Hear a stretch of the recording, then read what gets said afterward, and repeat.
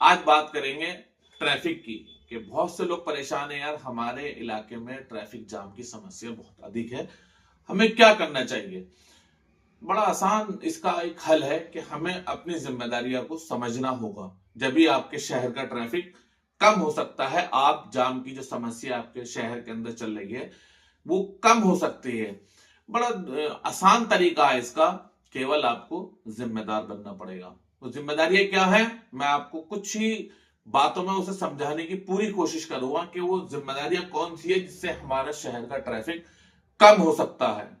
सबसे पहली जिम्मेदारी मैं आपको बता रहा हूं, आजकल आप देख रहे हैं कि ई रिक्शों का चलन बहुत अधिक है। ई रिक्शा एक ऐसी आने वाले वक्त की बहुत बड़ी समस्या बनने वाली है जाम की, कि जिसमें पूरा हिंदुस्तान एक बहुत बड़ी समस्या का सामना करेगा आने वाले वक्त में कि इस जाम का हम करें क्या, कैसे करें।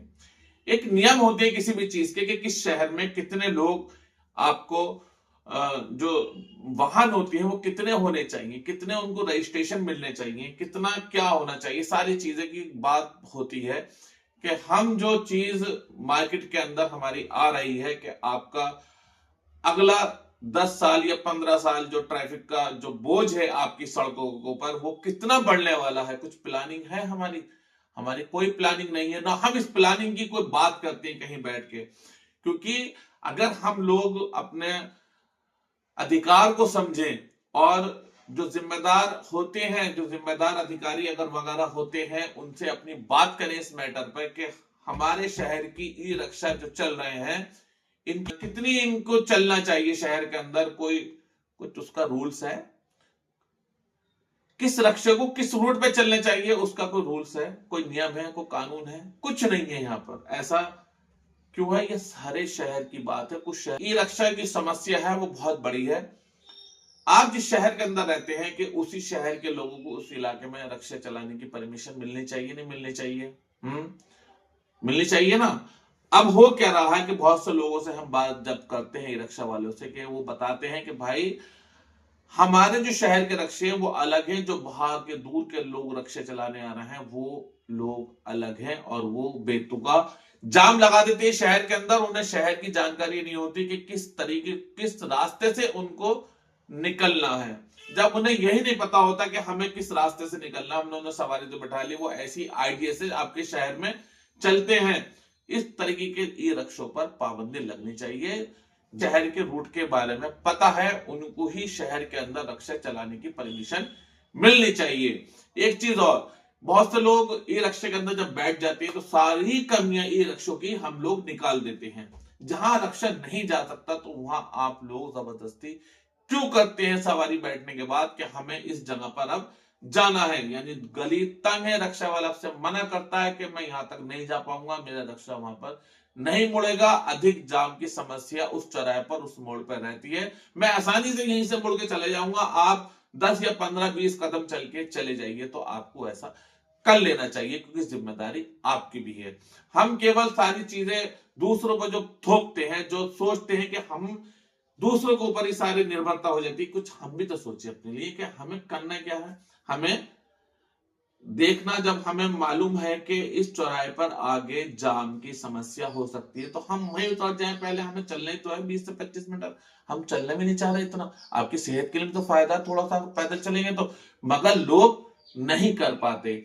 अब बहुत से लोग ऐसा होता है कि बाइक पर होते हैं, जब कोई सवारी निकल रही होती है, जब कोई ई रिक्शा या गाड़ी बड़ी निकल रही होती है तो उन्हें सबसे ज्यादा अधिक चलने की जल्दी जो होती है वो छोटे वाहनों को होती है। वो अन कहीं पर चढ़ा देंगे ऊपर को, कहीं साइड पे चलने की जगह नहीं होती तो वहां जाके अड़ जाएंगे। एक चीज इसके साथ साथ ये होती है कि जब एक तरफ का रास्ता चल रहा है और एक तरफ से जाम लगा हुआ, सामने से जाम लगा हुआ, एक तरफ से निकल रहा है, लोग सबसे पिछली गाड़ी को छोड़ के आगे ले आएंगे क्योंकि रास्ता साफ होता है।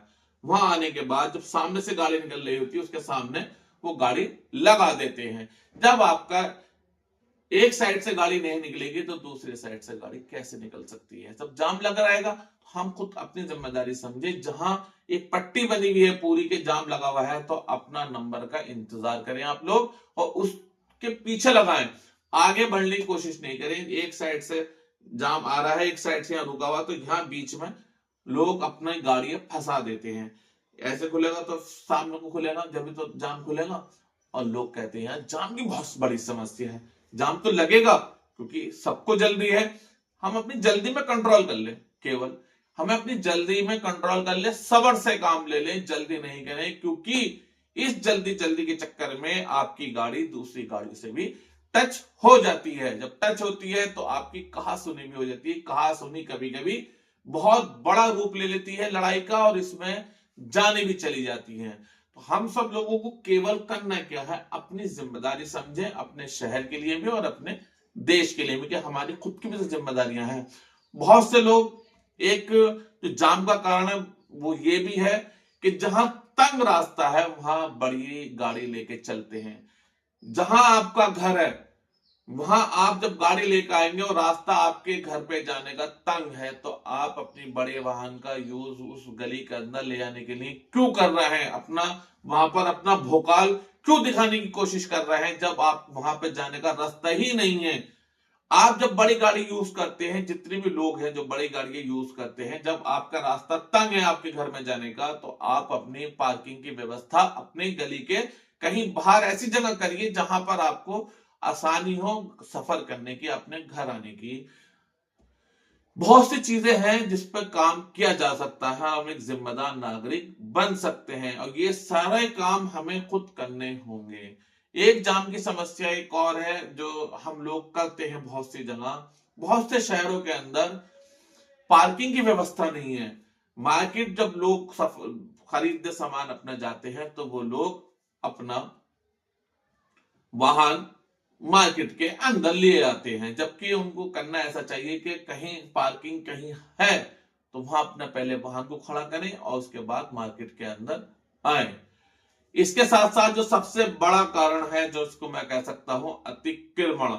हम सब लोग जब बात करते हैं, अधिकारियों के सामने बैठ के बात करते हैं, व्यापारी बात करते हैं, मैं खुद व्यापारी हूं एक, जब हम बात करते हैं कि हमें क्या करना है, हमारे जाम की शहर की समस्या बहुत ज्यादा बड़ी है, तो हम वहां पे क्या बातें बहुत ऊंची ऊंची करेंगे, जबकि हम खुद ऐसे लोग हैं कि हमने कम से कम जो मार्केट की दुकानों के अपने आगे 3-3, 4-4 फुट अपने सामान लगा रखे हैं। जब ग्राहक ही नहीं आएगा जाम की वजह से आपकी दुकान के ऊपर, तो आपकी दुकान का फिर चलने का क्या कारण है? न चलने का कारण यही है क्योंकि मार्केट्स के बाहर मॉल बन चुके हैं, लोग मॉल में शॉपिंग करना अधिक पसंद करते हैं, क्योंकि वो जाम में शहर के अंदर मार्केट के अंदर आएंगे तो उन्हें दिक्कत होती है। तो हम सब लोग जिम्मेदारी के साथ ये सोचें कि सामने वाले ने अगर बाहर दुकान निकाल रखी तो हम भी निकाल लेते हैं।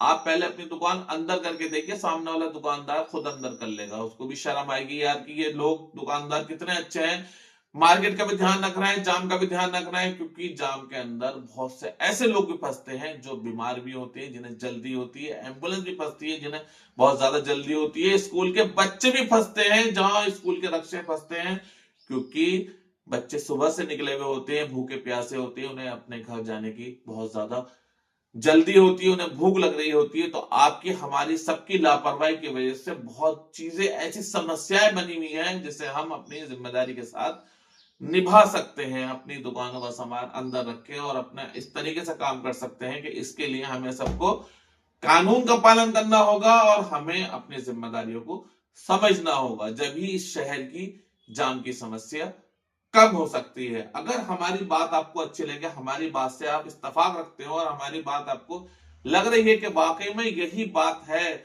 अगर हम जिम्मेदार अगर हो जाएं तो हमें इस जाम की समस्या से निजात मिल सकती है। तो इस वीडियो को शेयर करें, क्योंकि जाम अब छोटे से लेके बड़े शहर तक की एक बड़ी समस्या बन चुका है।